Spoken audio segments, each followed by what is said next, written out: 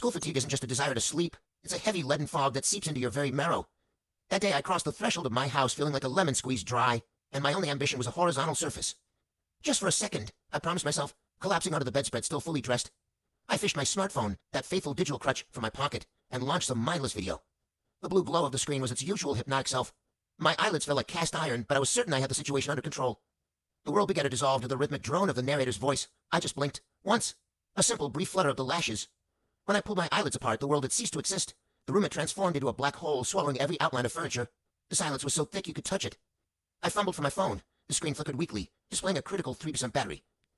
9:47 p.m. 5 hours of life simply deleted, as if they never happened. I lay down at 4 in the afternoon and woke up in the dead of night. The phone vibrated in my hand like a frantic insect. 63 notifications. The group chat looked like a dispatch from a disaster zone. "Bro, where are you even at?" Tyler demanded. "You alive?" Jessica asked with a dry concern. Marcus had moved straight to threats. "I'm calling the cops if you don't reply in a minute." I tried to sit up, and reality hit me like a physical blow. My pillow was damp with drool, and my hair stood on end as if I'd just survived a 10,000-volt shock. Worst of all were my legs. They had turned into 2 useless logs. I rolled off the bed and wobbled toward the door, looking like a newborn deer that hadn't quite mastered the magic of balance. Downstairs, a dim light burned in the kitchen. My mom, looking up from a magazine, gave me a nonchalant glance. "Oh, look who's back. Finally." "Finally," I croaked, sounding like someone who had just returned from the afterlife. "Dinner was 2 hours ago," she continued, unfazed. "I tried to wake you, but you were like a rock. Didn't even budge." "Mom, why didn't you try harder?" I cried out in desperation. She just shrugged with that unbearable parental tenderness. "You look so peaceful. I didn't want to disturb you." "Disturb me?" my inner voice screamed. My entire evening had been sacrificed to this peaceful slumber.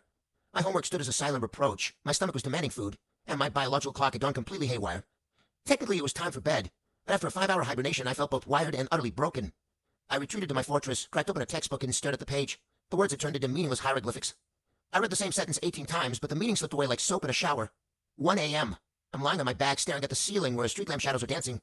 My brain is running at full power, cycling through scenarios for tomorrow morning, which is now only 5 hours away. An after-school nap isn't rest. It's a treacherous time machine that strands you in the future, along with the consequences.